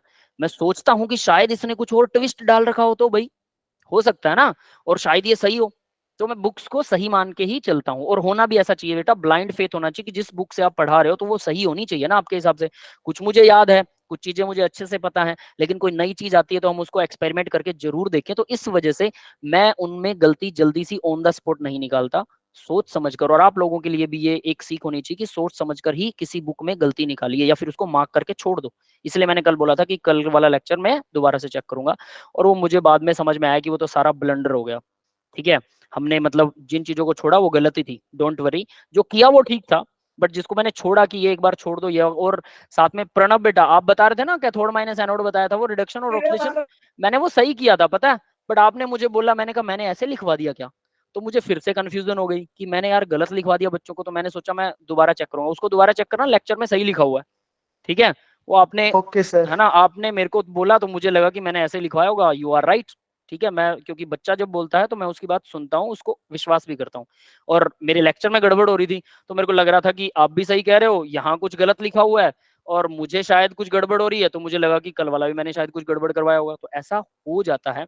ठीक है, यूँ समझ लो कि दिन हमारा खराब था, मैंने उसे चेक नहीं किया था लेक्चर को। ठीक है, मुझे लगा कि ये बहुत सही दिए रखा होगा, लेकिन वो शफल हुआ पड़ा डाटा, टेस्टिंग मोड में ना, इसीलिए वो शफल है डाटा, तो वो सही नहीं था, कुछ चीजें इधर उधर हो जाती हैं, PPT बनाते टाइम भी ऐसा हो जाता है, तो लाइक दैट उस वजह से थोड़ी गड़बड़ होगी। तो उस लेक्चर को हम कवर करेंगे, बट आज का लेक्चर आप ध्यान से याद कीजिएगा।